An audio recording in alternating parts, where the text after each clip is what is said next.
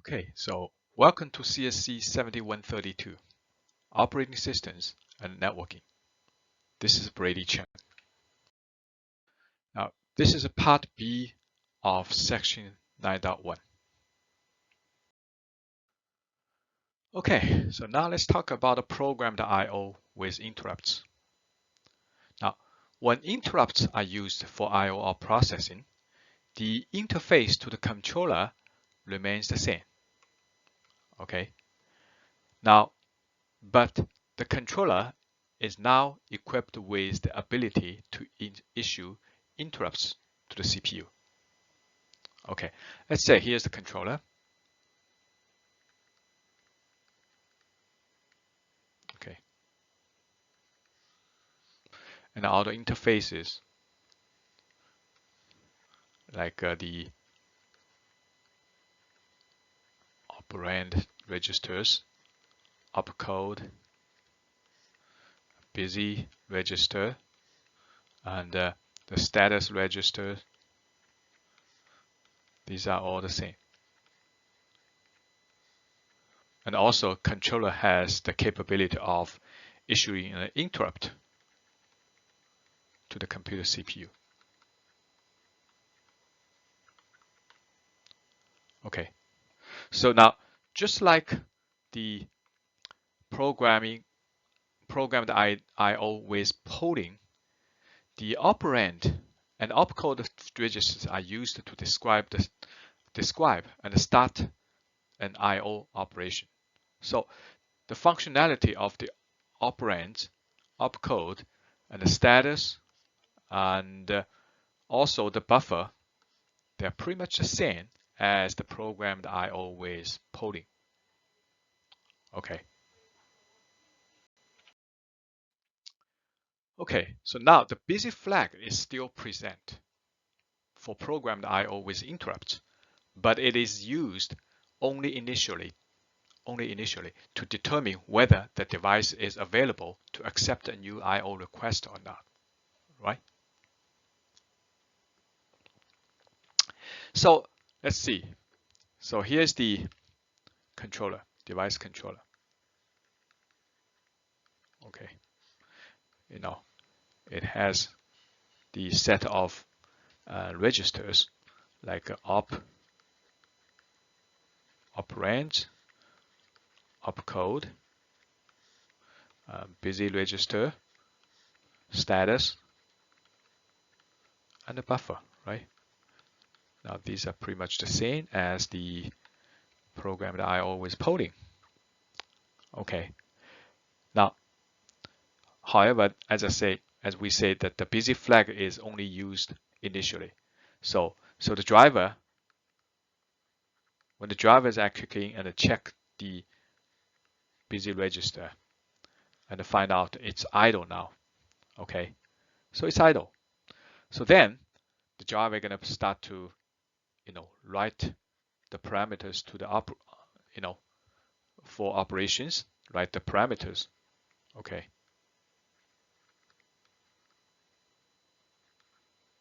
And then write the opcode. Okay. Now once it's done, so then the controller gonna set the busy register to actually too busy, right? So after this, the driver gonna block itself. Now with interrupt, the driver gonna block itself. Okay, so it can block itself.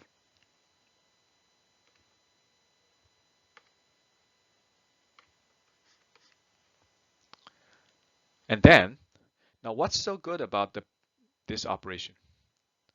Because remember, using programmed I/O with polling, the driver can actually repeat the operation and repeatedly check the busy register to see whether are you still busy, and are you still busy? It's just keep checking. It's doing the loop, and until the busy register is no longer busy, it's idle. Okay, so the driver going to continue to execute the next instruction. But in this case, the driver going to block itself Once the driver blocks itself, it's no longer use the CPU. So that means the operating system can free up the CPU and do something else. So in the multi-programming environment, then the CPU can actually perform the operation on other process. That's good, right? Okay. So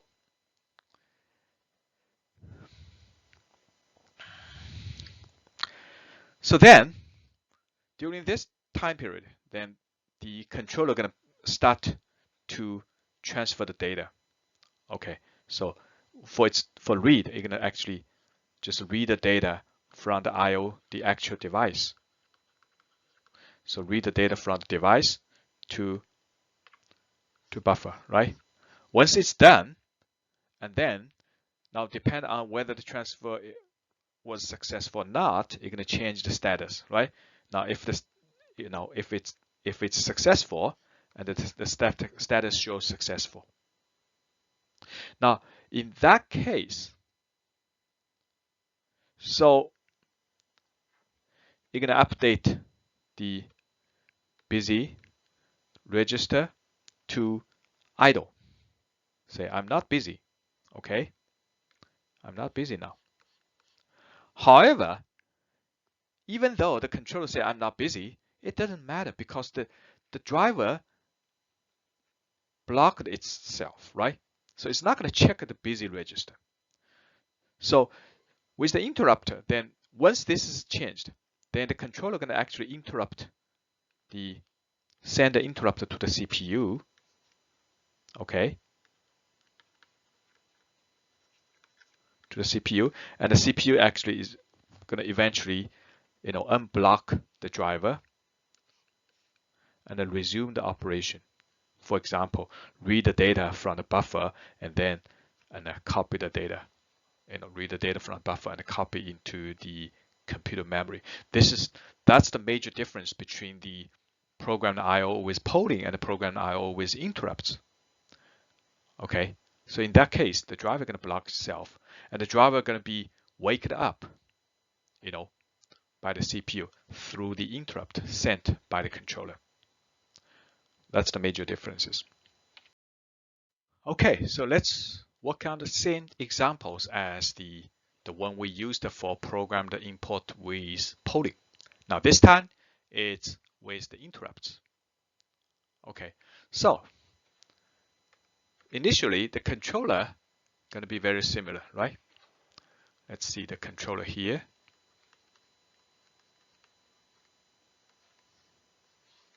And then the controller has the op render, opcode, busy register, status register, and a buffer, right? And remember, in this case, the controller has the ability to send an interrupt. Okay. Now, again, here's a driver. Okay.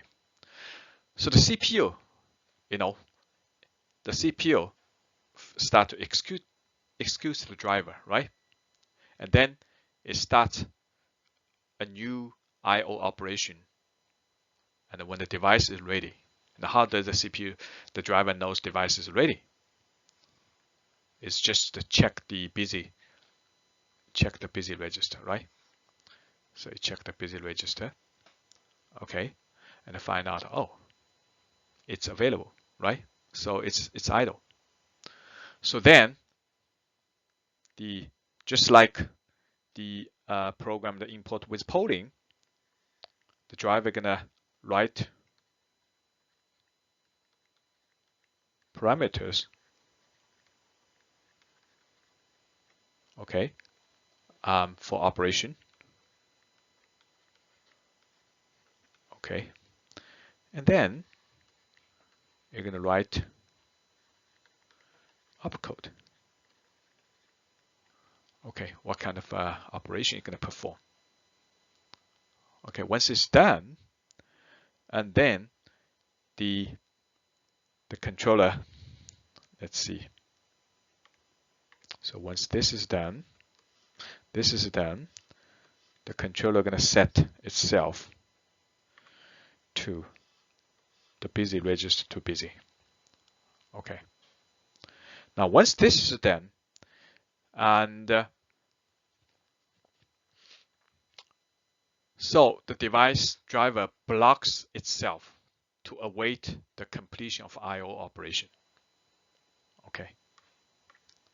It just basically block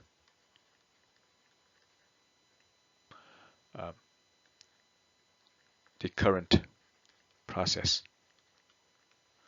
the process that's executing the driver software. Okay. So it blocks itself. So now the controller is actually performing its job, right? So it's basically gonna, let's say, suppose that here's the actual device.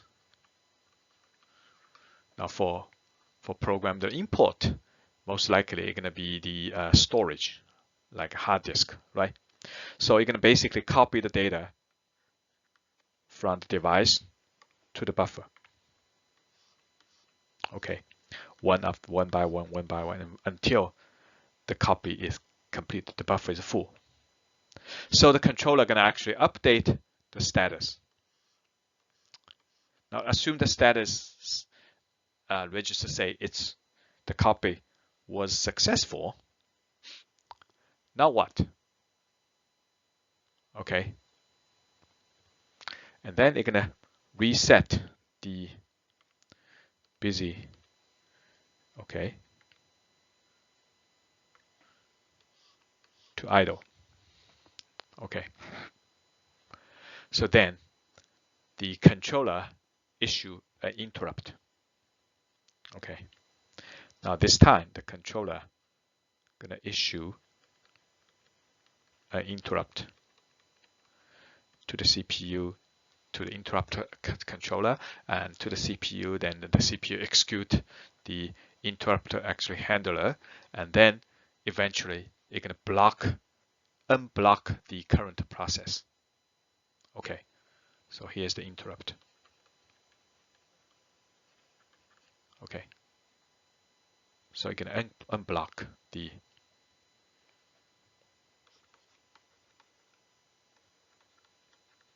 this current process. So let's remove this. Okay, so then the driver going to continue to execute. So next one, you're going to read the status. Okay, so you can read the status, and it says success. Okay, it's successful, and then you're going to copy the data. So you're basically going to copy the data from the buffer of the controller to the main memory. So somewhere in the main memory.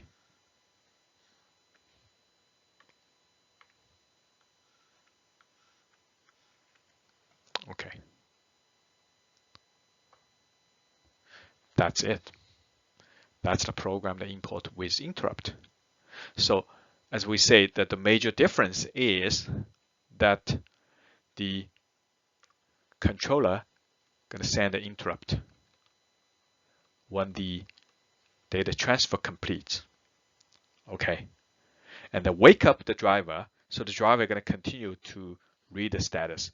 As we mentioned, that the big advantage for blocking current process is that the current process running the driver is no longer busy. So you're going to free up the CPU. The CPU can actually running something else. Okay, so that's the programmed import with interrupt. Okay, thank you.